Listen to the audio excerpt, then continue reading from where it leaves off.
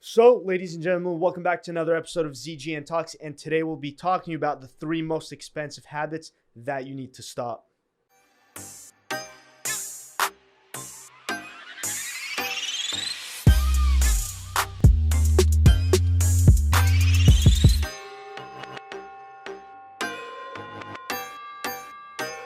So, you, my guy, you love cooking. I'm You actually love chefing cooking. it up every day. You're someone that whenever we're hanging out with a group of friends and we want to go get food somewhere, you're always the one person that is like, no, let's go to Safeway, let's buy some food and let's cook it.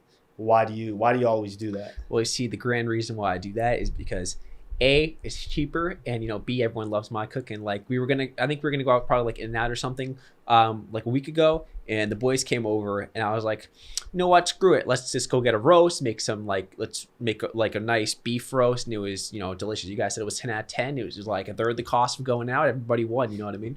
Dude, in high school, I remember I'd probably get food 3 to 2 times a week, and an average meal here in SF, I'd say, is around a good meal $12. Yeah, $10 to $12. That's around $36 a week times 52. You do the math. I can't do that off the top of my head. Yeah. But that's a lot of money that compounds. And then you could go to the grocery store. You could buy $50 worth of food, and that right there could last you 1 to 2 weeks. And you could buy yourself good quality food. Carbs, protein. We love meat. Not everyone loves meat. If you're watching this, Yeah. Well, it gives We are in us San proper Francisco. meals. Exactly. It Gives us proper meals, and I'd say in a habit that a lot of people suffer from is constantly going out, buying food, and aside from just wasting money on the food isn't always that healthy. Yeah, I agree with it. And we probably go out, I'd say about on average about 1 to 2 times a week, which is still a lot. We're cutting that back down. But just most people just go out to eat. They blow some money when they could have just made a nice, healthier meal at home. And if you're gonna go out with your friends, one of you guys should find your friend that can cook really well. And instead of going out to eat, everyone comes over to their house and have a great time, play some poker, stuff like that. What would you say is food that it's cheap? Rice, Yep, beans, some grains. What else? Certain protein. Rice, beans, pasta, and that's pretty much what I ate growing up. Cheap. Get a tortilla. Yep. Dude, eat that. Put Same some thing. cheese, bro. Dude, live frugally. Eat that for like months straight. You're gonna save so much money. You'll get the nutrients that you need. Yep. Be able to stack up some cash flow in other places, and that kind of segues us into the next point of people constantly going out on the weekends. Now, yeah, we go out, but I wouldn't say we go out every single weekend. I'd say much of our time we prefer just literally working on our business, growing it.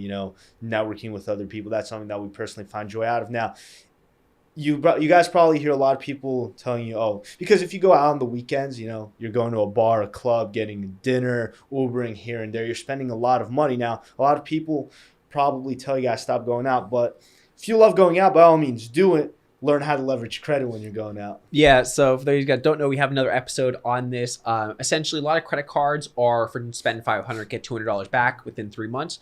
And, if you decide to go out, be the person that goes with all your friends and says, you know what, I'm going to pay, you guys can pay me back. Because a lot of the time, if you make up less than if you make up less than 40% of the group, which is, $200 by 500, you'll actually be profiting or breaking even. So a lot of the time, if you go out with like 3 different friends and you say, oh, I'm going to pay, you guys pay me back, you'll actually be making money hanging out with your friends. So if you're going to do it the smart way. Yeah, because think about it this way. Say you're going out with a group of, it's you and 4 other people, 5 friends. And in total that night, you guys, bar, club, wherever you go, getting dinner, Ubers, all that together adds up to, let's say, $500. Say you just got a new credit card, and if you spend, shout out Chase Freedom, say you spend $500 on it, you get $200 back. Just like that, you just made $100. Covered all of your friends. If everyone pays $100, you just got paid $100. Got paid $100 plus cash back. And you ended up just being profitable for the night by literally paying for all your friends. See, guys, this is how you monetize your friends. Smart.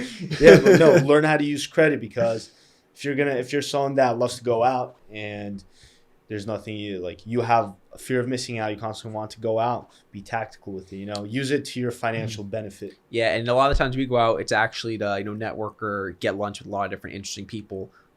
No, usually we go out to eat those 1 to 2 times a week. Usually we go and we hit up someone, hey, you want to get together, have some lunch, talk about this, and we go and we eat. A lot of the times actually just for business, and we go there, we network with people, we talk to them, learn what they're about. And you turn it into a write-off. Exactly. So turn it into a write-off. It's a business expense. We're networking, we meet new people for business. Hey, all around great experience. Exactly. And then I'd say the last thing, the third biggest thing, is stop buying stuff that you know, you want to use to actually impress people.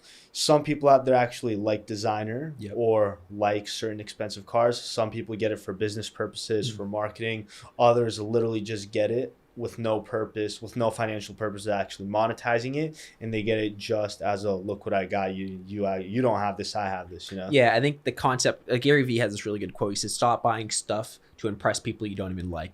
And I think that's extremely relevant. Like if you're going to like go buy all this stuff just to like flex on people, you gotta stop doing that. You're just wasting money, and you could be spending that better somewhere else. Like why flex like a Gucci belt, you know, and you could be flexing that that stock market uptick, man. Exactly. No, say for example, you just started a business that's just an example, some food delivery business, and you guys are gonna have 3 cars, and you have the capital to go ahead and buy some exotics for marketing purposes because.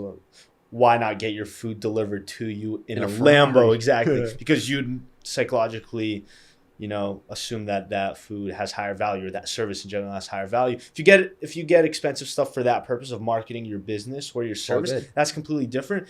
If you get it as a means of kind of bragging to people that you don't really care about, then the joke's on you because you just spent a lot of money. It's true. And then I genuinely believe that people like that, when it comes to these purchases, they don't